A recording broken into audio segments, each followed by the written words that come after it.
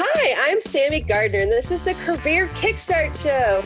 And today we have the co-founder and product manager of Motherhood Design Incorporated.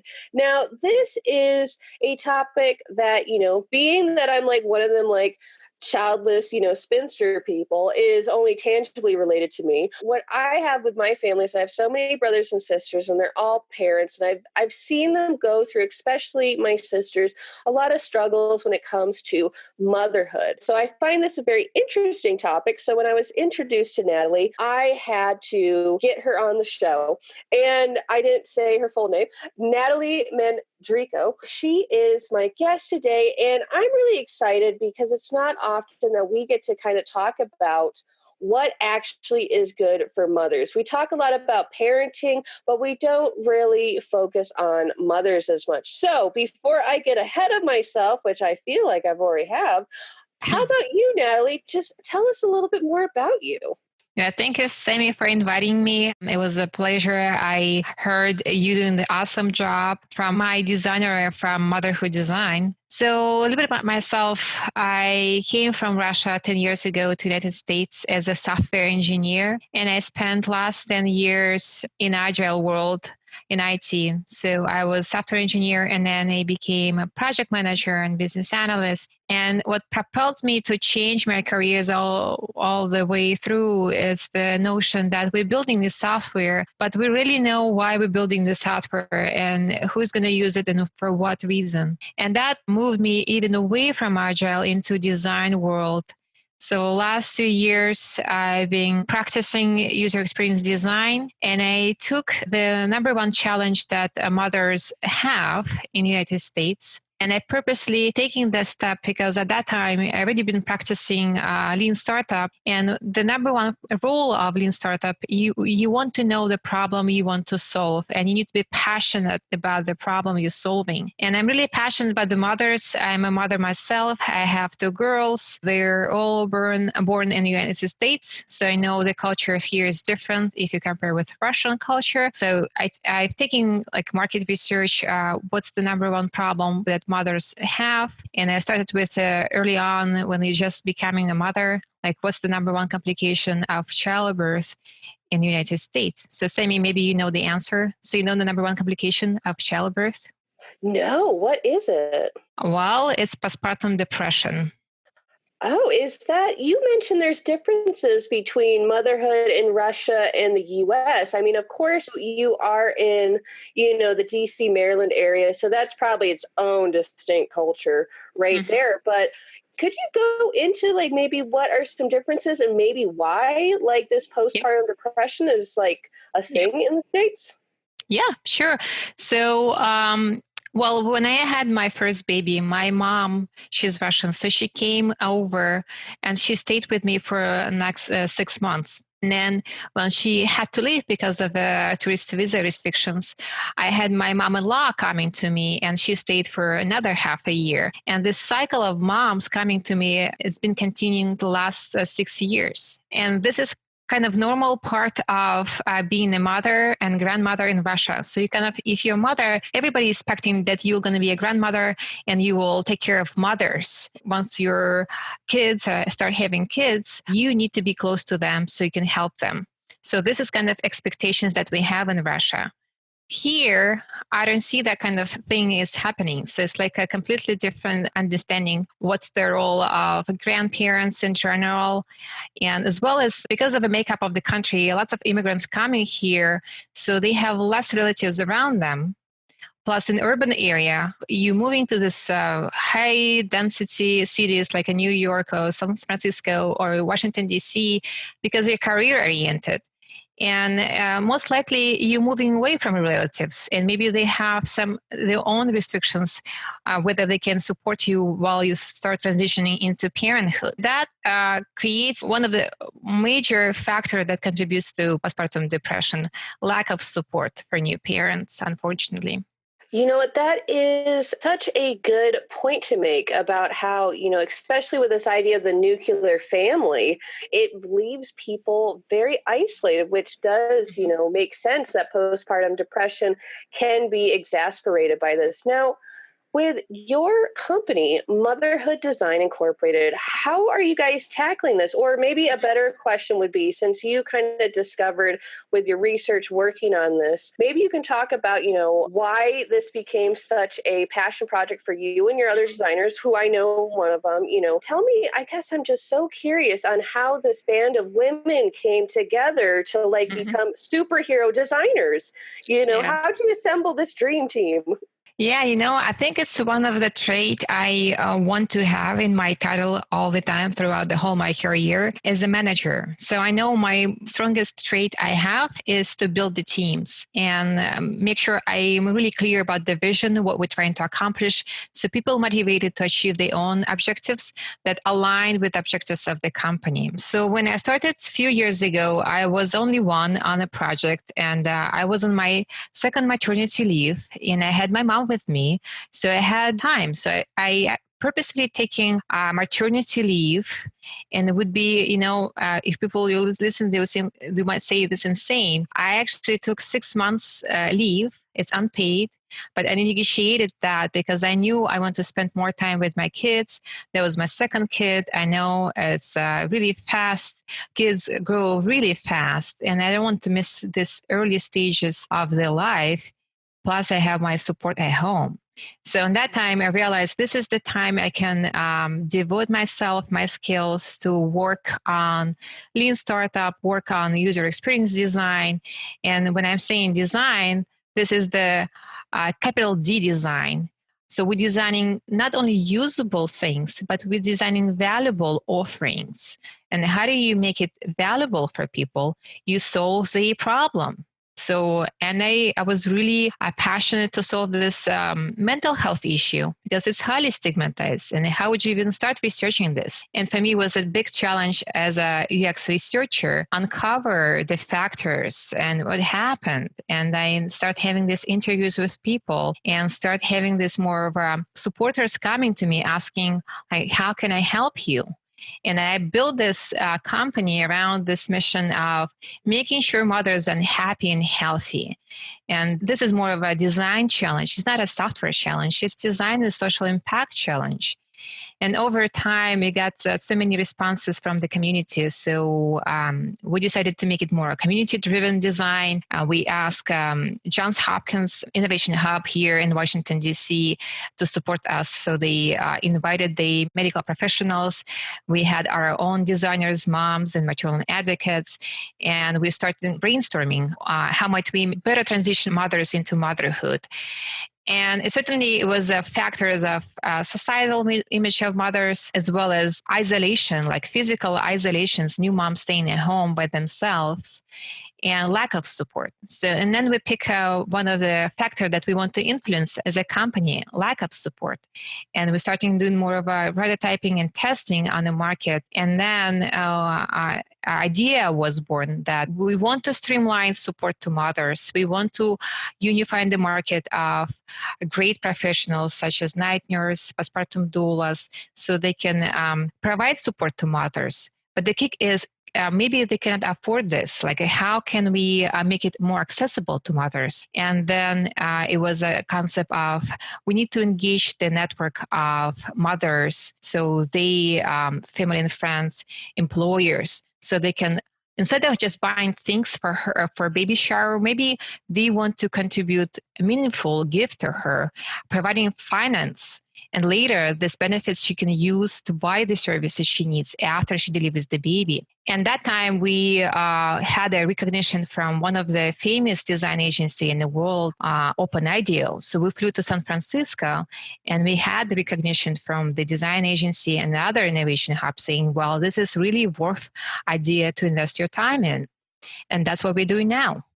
You know what? I love this story, and you kind of touched on this because you have that UX designer drive for a very empathetic logic, which I find to be a very compelling combination. Because one thing that I've noticed with tech, just, following and being, in the industry, is that a lot of times we, and this is kind of a quote from Jurassic Park, your scientists did this thing, but they didn't know if they should, and you kind of like with UX is kind of bringing more of that philosophy, that deep thinking, but you're coming up against some big social, emotional challenges, because when you're interviewing mothers, I have to assume, just because mothers are inundated with criticisms and advice and all these different things on what they should be doing, like whether or not you're the mom who's the helicopter mom or you're the free range mom, somebody has to find some problem with what you're doing with your kids. So did you find that it was difficult to do this research? Because I would assume that for a lot of moms, they have to hold up this sort of image because the mother's the pillar of the family, and she admits weakness, then it's a reflection on her. How did you guys overcome that self stigma, I would think, for moms in doing your research? Yeah, yeah, yes. I mean, you are completely right. So this is like internal feelings of shame and guilt of not being adequate mom, and she doesn't even know where this image is coming from. Maybe it's the Instagram posts that she saw recently that imposed that image that she's not really adequate. And this is actually what was interesting for me. Like, how can even I start this research? And I've been doing more of a secondary research first, like YouTube videos is great because these moms, unfortunately, depressed moms, the only way they can express themselves is through online. So they go to their forums or Facebook groups, they go to YouTube videos and they're shooting videos of themselves. And it's just, really heartbreaking to see them, what they're going through. And I pick up all the language that they're using. And then I use the same language on my landing page saying, I know you isolated, you feel ashamed of yourself or guilty. Let's talk. So I want to help you. I want to make sure that we resolve this together. So let's co-design motherhood together. And that message resonated widely. And I had community managers. So this is what I call maternal advocates. So they have maybe their own nonprofits to support moms and new moms. And they started coming to me saying, I want to have conversation with you. And what turned out to be true, all the service providers, lactation consultant even, or birth doulas, postpartum doulas, they became the service providers because they had their own issue with not having support. And they had their own issue with diagnosed with postpartum depression and anxieties and other host of mental health issues. That's what motivated them to start their own businesses so they can provide support to others' moms. And it was such an insight saying, wow, it's not people just randomly choosing this businesses.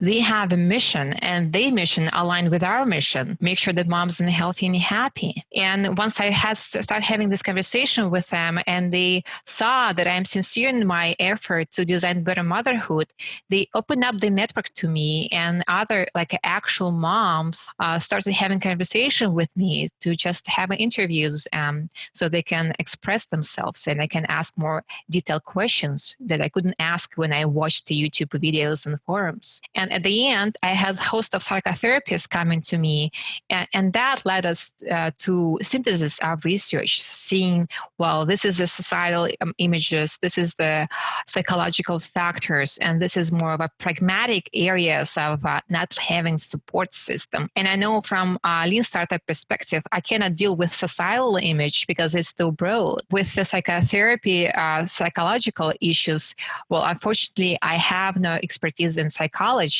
But what I can influence is to bring more support to them. And with my understanding of psychology, I can market the product in a way that's compelling to network of support network to support mothers.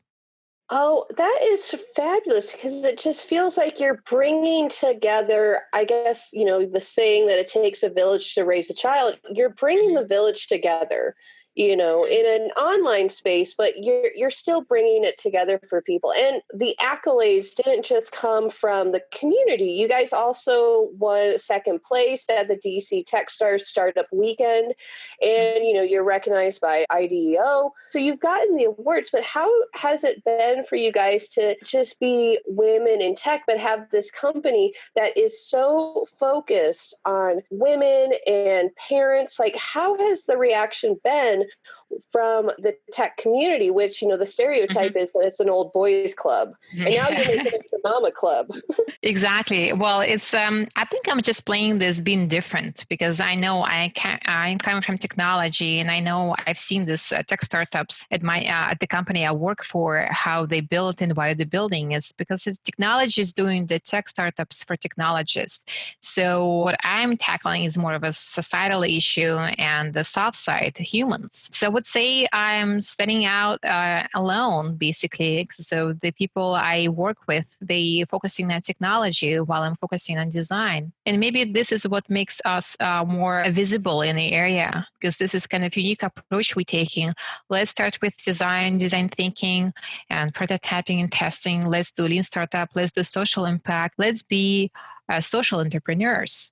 And we're testing this and seeing how we can grow our company. And what I've seen so far, if I make it more accessible for other people to join, that would be a win-win situation. Because when people coming to us as what we call community designers, they're practicing design on a real issue, and they can promote themselves through the Motherhood Design brand. While Motherhood Design is a nonprofit organization, so we have these volunteers that building step by step, brick by brick, the company as well as the product. Wow. So it sounds like you guys have been really successful in just navigating, just your place, because it's very different. You hear about entrepreneurship all the time, but you don't really think about social entrepreneurship. We're kind of in that stage, the late stage capitalism, where, at least, for in some crowds, there's some mixed feelings about business and startups and the tech world. Depending on where you are, if you're trying to rent an apartment in San Francisco, you probably have some big feelings about the tech community, raising rates and stuff like that. But how does it feel to be a social entrepreneur? It's almost feels like an oxymoron. Do you get what I mean? Yeah, absolutely. Because, I'm coming from Russia, and this is post-Soviet space, and I'm influenced by either ideology, which is not capitalism, it's more of a socialism, right? So the values are different. How would you first make priority that your people are happy, and then you can make money? And I think this is what influenced how I build a company, paying forward. It's like this is my designers, and they want to practice design, and I give them opportunity, it benefits being part of the community. And I feel if I have enough community around me, we will make it happen. So we'll make it product, we'll market the product, and we'll make a social impact. So I think it's a matter of priorities, whether you prioritize making profit versus making impact. And clearly at Motherhood Design, we prioritize making impact first, and later we'll make it viable for us. Yeah, so it's almost like social entrepreneurship is the long game, where you're mostly focused on the long-term vision and the effects of society, where women are not crippled by motherhood, where they're empowered by it, where it makes them stronger, it makes the kids stronger, it makes everybody happy. Dad's happy because mom's not sad. Kids are happy because mom's not sad. Mom's happy because she's not sad. It all kind of has that ripple effect. Exactly. And what I've seen last few months, I get more feedback from designers who want to join me because they are moms. They stay in home, or they want to make sure that they have flexible work. And this is more of a dream job. So you're making impact, you're practicing your design skills. You're not just sitting at home with your kid, but you're propelling your career forward through this social impact venture. Wow. So we've gone through a lot of both your career and talking about motherhood design. But, now that we're kind of talking about UX designers, Since you've had a successful career changing, I mean, changing companies, adding kids, like just hearing your life story makes me tired because I'm just like, this woman has energy. Like, I would need to be napping all day long, just doing half of what you're doing. Just adding kids to the mix, my God. So, what kind of advice would you give for other UX designers who are moms, maybe they're career changers? What would be your best career advice for them to kind of continue their UX careers? Well, I'll give advice for designers, but first let me address this, what I'm doing, why I'm doing this, how I do it. Well, the reason I'm doing this because I have my support network around me. So I could not do it by myself. So I get my moms all the time with me. And that's why I was staying at the office job, even though I had kids. Once I lost my support, my mom, well, it's not even a sad story. My mom got married last year and now she's like 65 and she has a new husband. So I said, let her enjoy her honeymoon. And I quit my job because I knew I couldn't do it all. I couldn't have my full-time job, 2 kids, two, and one of them is 2 years old, another one is 6, and have a startup. I had to choose, and I had my husband who supported me through that transition. So I guess the general advice, we cannot do it all unless we have support system and we aligning like values and mission like within our family. What do we value? Do we value impact versus maybe stable job? So this is number one. So you cannot do it all unless you have support network around you. More specific advice for UX designers. I know specifically in Washington, D.C. area, there is a gap. Lots of people want to practice human-centered design, but we don't have enough companies who would embrace these processes. And sometimes new UXers don't know how they could establish the processes, how they can make a design process part of an agile world. And this is the big issue I see. So depending on your area, before you jump and change your career to be UX designer, I'd rather spend your time understanding what's the maturity of understanding of design in the companies around you. Do they understand? Do they value design? If you see you have a match, then you can invest your resources so you learn the skills of design. And honestly, design is much easier than technology. It's not a rocket science because I spent over 10 years in technology field and I spent only 2 years in design and I completely understand the process. You still have to practice it, but the process is much simpler than just technology. So for designers, as again, I want to repeat that, analyze your market first. Do you have companies who value design and you want to be part of this company? If you see this match, then invest your time and energy to build these design skills you want to have.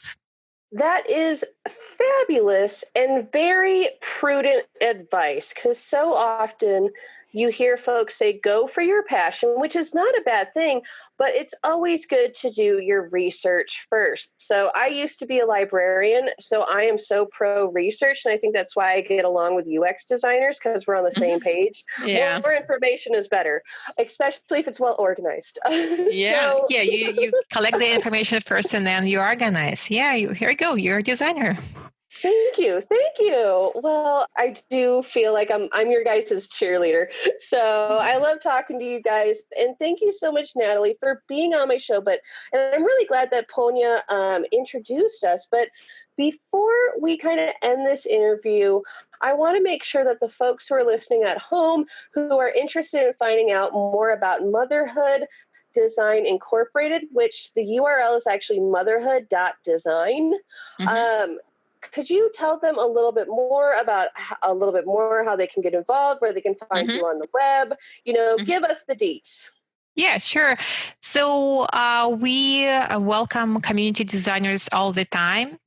And we use LinkedIn for our company design, Motherhood Motherhood.design company page. You can follow us. You can send me a message.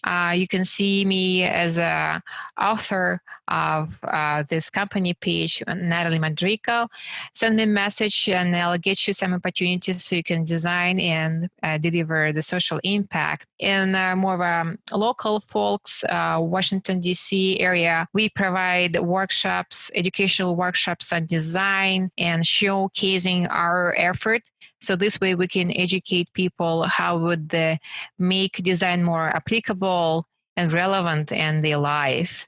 For these workshops opportunities, you also can see, you will see them on LinkedIn Motherhood Design Company page.